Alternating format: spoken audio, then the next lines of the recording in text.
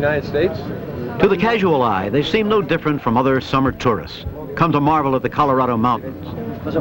But they're here instead to conquer mountains in America's longest and toughest bicycle race. There's 972. I'm almost certain these will be eight. Men's and women's teams from 15 nations. 122 athletes in all are assembling for 9 days of grueling high-altitude racing. There's no easy way to train for a major stage race like the Coors Classic. It can take 100 miles of pedaling a day just to keep a body tuned. It takes a lot of calories too, but breakfast offers more than just food. For the young American Greg LeMond, a rising star with the French professional team of Renault Gitane, it's an early chance to meet the dominant force in international amateur cycling, a national team from the Soviet Union.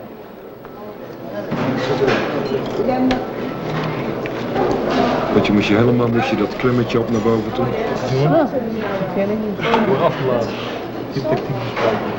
I woke up at 3 o'clock in the morning yesterday and I was writing down on the side of the bed this scrawly thing saying, don't forget the thorns. It was the thorns and the roses, because last year they forgot to cut the thorns off the roses, and the girl had her hand up in the air and there was this blood coming down her arm. Yeah, it's up. See, basically what we want to get here is like the brake pads off the rim so it's properly centered. The 10. 10 is it? Yeah, 5. Yeah. They're called pouches? They're laminated. Well, I'm giving you the bills. You always give me bills. Okay. For most riders, the immediate problem is getting used to the dry heat and the Colorado altitude. Even a well-conditioned body needs time to adjust. They're going to be translating the Bible. So can you be there? Yeah, sure. I can translate with them before they come here, and I see they will come. All right. Easy. Okay. I'll work with them over there. I will see them over there. No, I need a new roster. And we'll translate the Bible before they come. It's the first visit to the States for the powerful Soviet team, whose success lies in disciplined teamwork. They've been known to sweep the first 5 places in international competition. He said, my mechanic does not have a room. Can you try and find him one? What, is his name Bill West? Because if it's Bill West, then he's got a room. He's rooming with Barry Lysette. If you put a special race regulation into your Bible, then you can do it. Okay. You can have a variance on the Fiat regulations, I think. Renault Gitane has built a team around LeMond for his first return to major competition in the United States since turning professional. So that was originally scheduled to happen right during the sportscast, live on TV. What time was the sportscast? 5:22. 5:20. 5:20 then. So I will try to delay him accordingly. I don't believe it. All right. Too many little complications that we have to deal with. Hold on. Michael? Thanks a lot. Ernesto's on the phone. He's sick. Training on the famed Morgul Bismarck course offers riders a preview of what's often a decisive stage of the Coors Classic.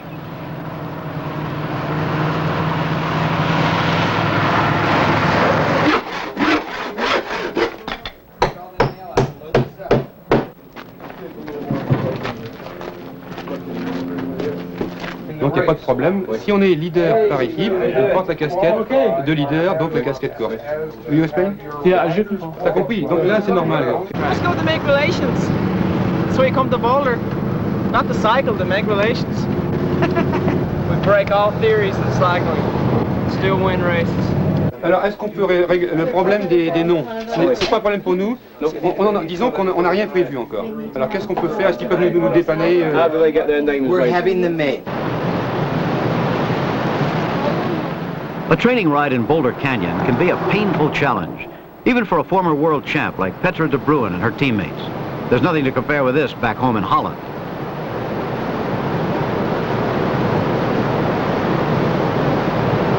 Big ones right now. Ah, this is better. This is better. The other one looked like an hors d'oeuvre tray. Yeah, it was In the pre-race days, Ireland's Alan McCormick enjoys the clown's role, but when the gun sounds, he'll push himself to his limit and beyond. Where's the women? Nee, ik ben ook goed. Nee, maar goed zo, hè? Ja, maar niet zwak. start of the race, we're going to have Peter Coors in the pace car. We're going to have Cully Marshall in one of the cars. We're going to have you in one of the cars. I just got through meeting with these guys from Omega, from the timing camera, and they're going to be able to produce for the first time this year, which is great, these reprints that will come right out of the camera, and the finish line will be right here. Yeah, well, when you've got an 8-hour bicycle race, you got about 4 or 5 hours where you're not going so hard, so you can entertain people. You have to entertain yourself and fall asleep on the bike. Has interest in racing picked up since breaking away? Well, I think it's picked up despite breaking away. Good evening. I hope I still get cheered at the... On the eve of the race, the teams are given a final briefing. Some of you have met me before. I think you all understand that I try to be fair. My job is part of the... Chief Commissar Ian Emerson from Great Britain and his crew of officials will have the task of monitoring each race and enforcing the regulations. And believe me, I'll try and do that. Robert Carpenter introduced the Bible to you. Everything you need to know about this race, including the regulations, is in that book. Please read it carefully. Everybody's got one extra person. Make here the French team is that they want a feeding van that will stay in place, that will not leapfrog through the race, that'll be in its feeding place, fixed before the race, and it will stay there at the side of the road, because feeding and mechanics are two different things. And they're very, very concerned about this. I think the problem is in trying to get the team vehicles, which we are very limited in team vehicles, largely due to the Colorado Highway Patrol. What we want to do is to get them on the lower balcony, which is the officials' balcony. I have the duty roster list. We have specific assignments as to corners. Following your name is an address. The start is on Broadway. Yeah, we want to get past those road constructions. Right. We start it. You short a car. What car? Pace car. Oh, no, wait a second. Wait a minute. That's the Jetta. The Jetta's been put behind the motors.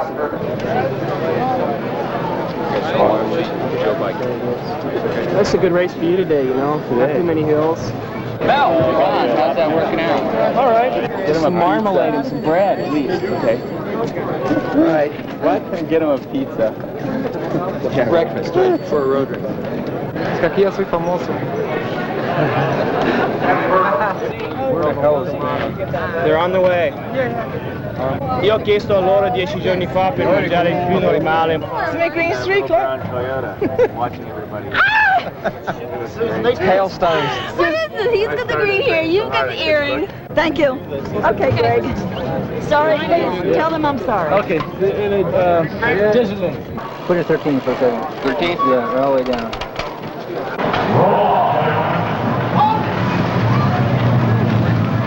15 seconds. 10 seconds. Ladies and gentlemen, let's give a big send-off to these bike riders. The first stage of the Coors International Bicycle Classic is about to begin. Over the next 9 days, the riders will compete in 19 individual stages, road races, circuit courses, and time trials, covering nearly 1,000 miles through Boulder, Denver, Loveland, Estes Park, Vail, and Snowmass. Our support motorcycles with the team mechanics on, spare wheels and equipment rolling off.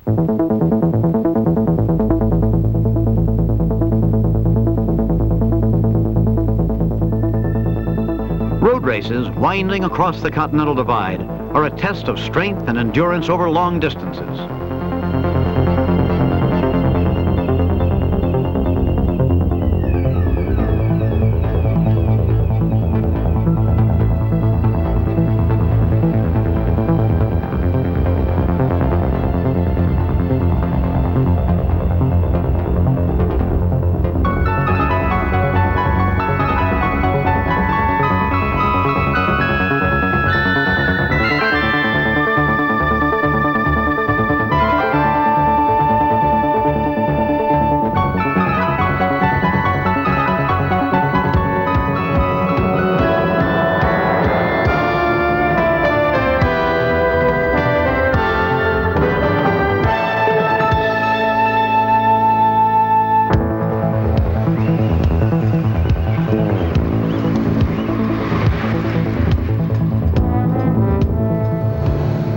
On the downhill side, the riders can reach speeds of 60 miles an hour. But for every descent, there's another climb ahead. By the end of 9 days, He'll have climbed a total of 35,000 feet.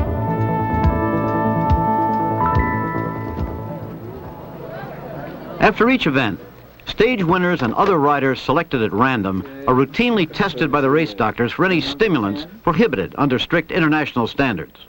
Stage 5, number 10, specimen A. Criteriums are medium distance races over a short loop designed for tight turns and quick sprints.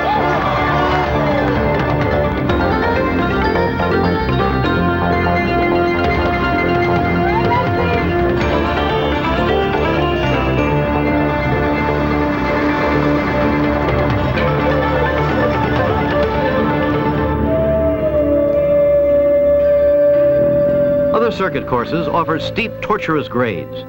After 17 laps, the riders will know why they call this Suicide Hill. There's no room for team tactics here, so the advantage falls to strong individual riders like LeMond.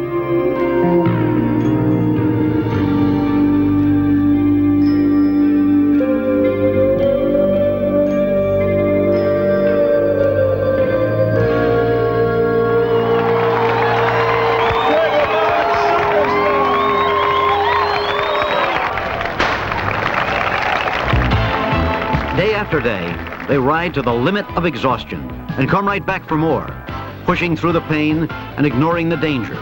Only the fittest athlete can survive the pace.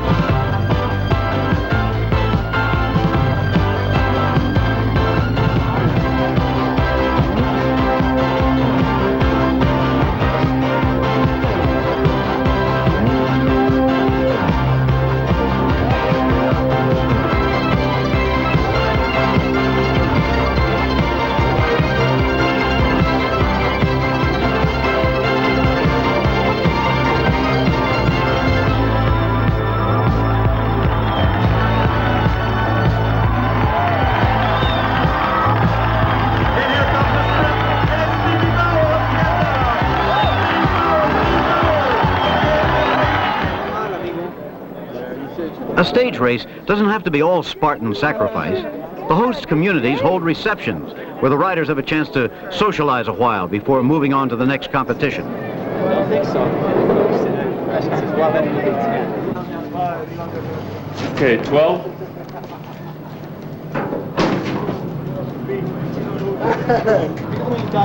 Okay, 13.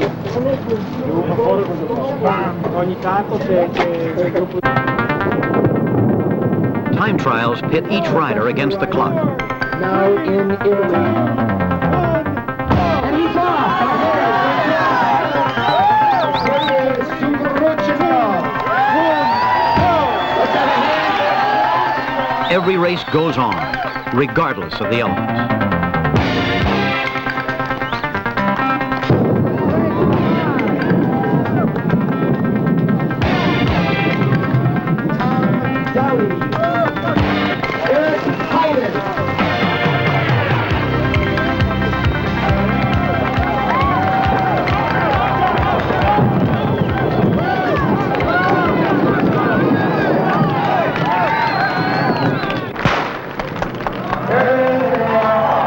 While the men compete each day, the women too are waging battle, often on the same course used for the men's races.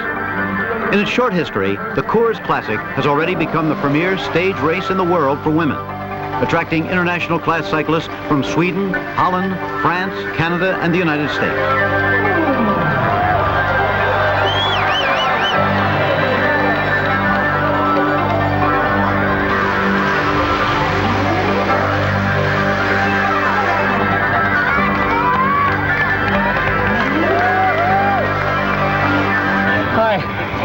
I'm Jeff, I'm the medical officer. What'd you do? Where'd you land? Okay. You hurt anywhere else? Here? Come on, keep going, keep going. Okay, were you knocked out?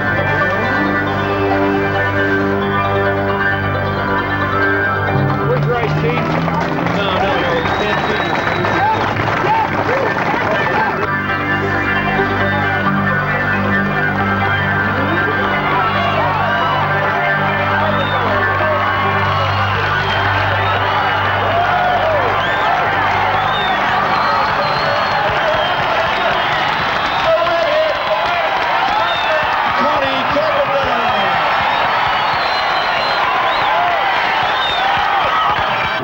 51. Right.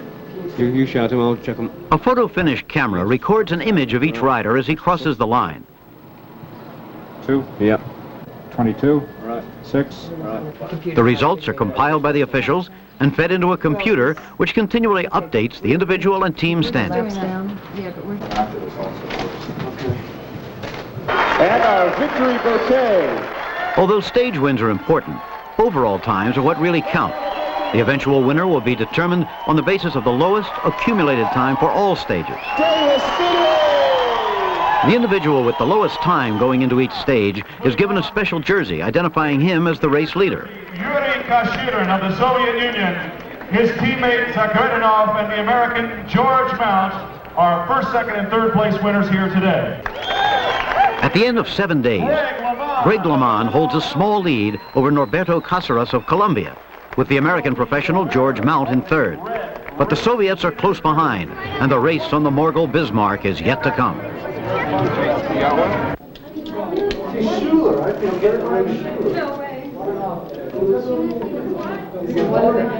Alright, you got any sore muscles today, guys? Yeah, my knees are a little sore from those mountains. Yeah.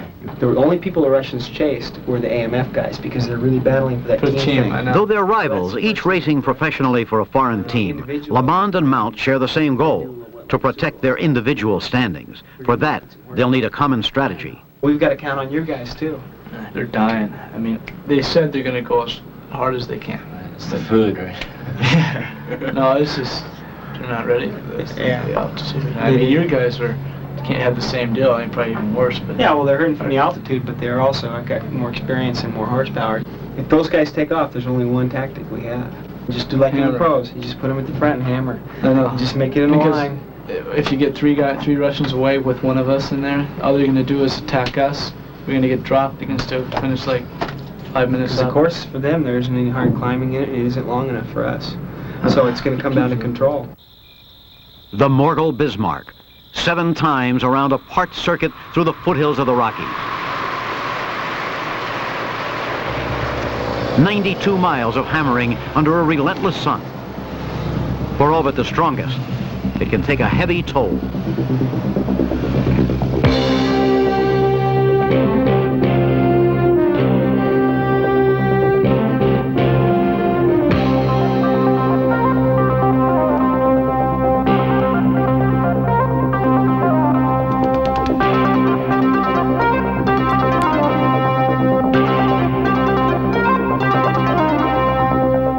The Irishman McCormick makes the first move. Greg Demjan and Mark Fries follow in quick succession. In the pack, there's little concern. It's still far too early, and the breakaway group is no threat in the standings. Mount tries a sprint, but the Russian Yuri Barinov is right on his wheel to keep the attack in check.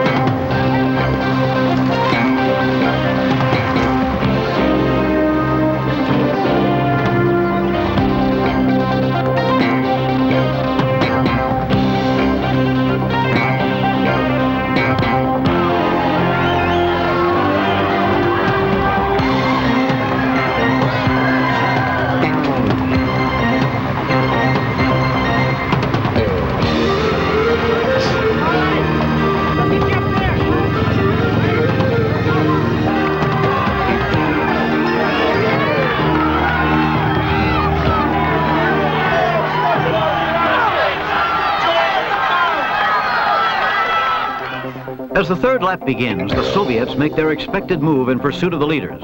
LeMond goes with them, along with Alessandro Pozzi of the Italian team. McCormick's group has built a 2-minute lead, but they're no match for the machine-like precision of the chase group.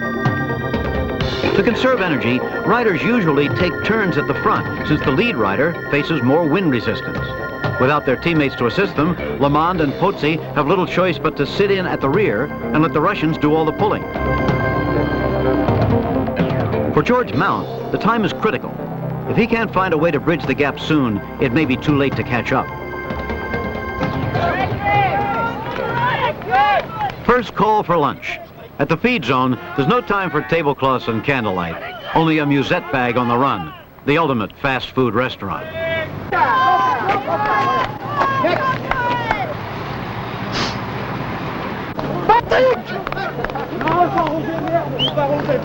Un coca dedans. Allez, petit frère, et tu leur bouffes la race. On a race like this, a rider can burn as many as 3,500 calories and 4 quarts of water.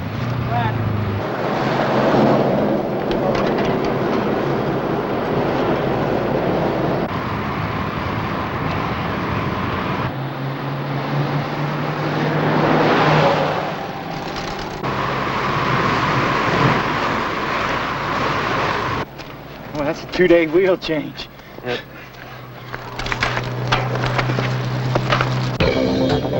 By the next lap, the chase group has easily overtaken the leaders, dropping Dimgen and Fries.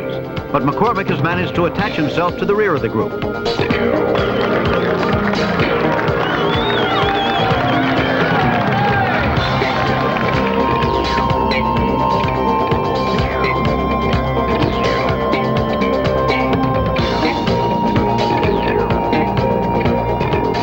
Time and again, Mount tries to attack, but no one's willing to help, and each time he's easily reeled back in.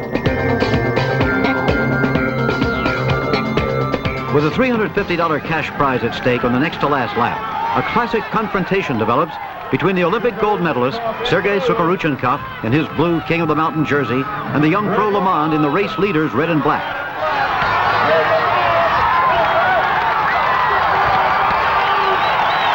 LeMond wins the sprint, but thinks twice about trying to stay out alone.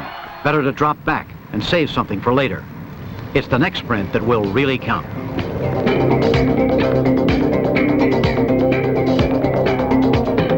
Now the final assault is underway, the Soviet riders working smoothly together at the front. LeMond and McCormick holding on at the rear. For George Mount, time has run out, along with hope of even a third-place finish.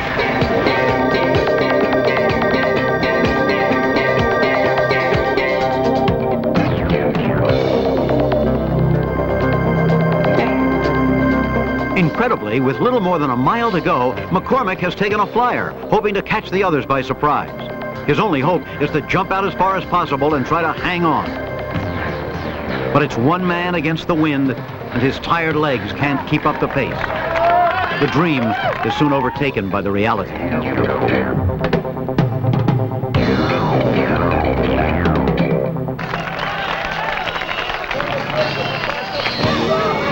As the long climb to the finish line begins, LeMond makes his move, hammering past Oleg Lugvin to take the lead. But Baranov is instantly on his wheel in a furious dash for the summit. After 92 miles, it all comes down to a matter of inches.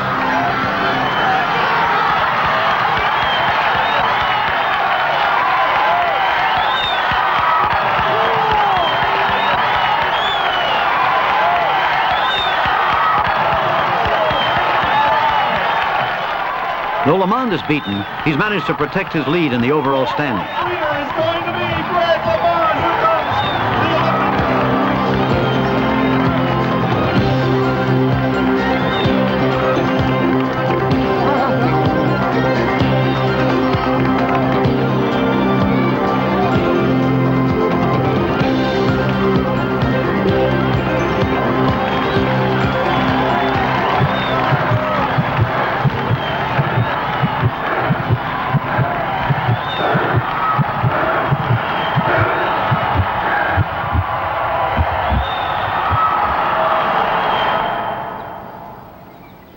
Good morning, riders. 72 laps. There's no handing up of water. There's no feeding, but only spraying. We have a couple of lost children. Jacob, a 2-year-old, is lost. He has brown hair, blue shorts, and an overall top. Going into the final race, Greg LeMond has the gold medal within reach, but a bad spill or mechanical failure can change his destiny quickly.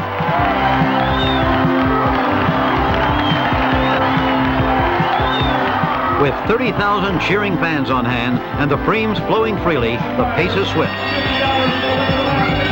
There can be no let-up for LeMond. He'll have to earn his victory today.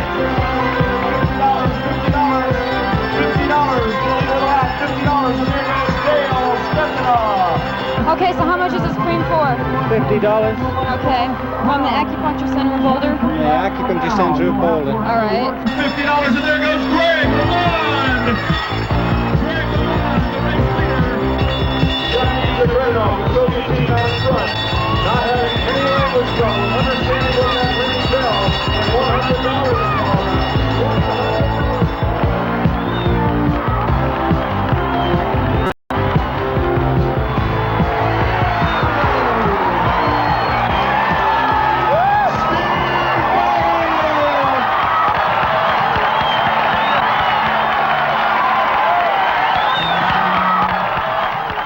The Russian was off the front, and I was hoping that American like Davis Finney or Steve Bauer would win. So I was helping them control the Russians, and went too fast in the last corner over there. Wiped out. But you got back up, you had 4 minutes or more in hand, and that was enough to win it here today. The team from the Soviet Union. In their typical manner, the Russians have won team honors and the respect of the crowd.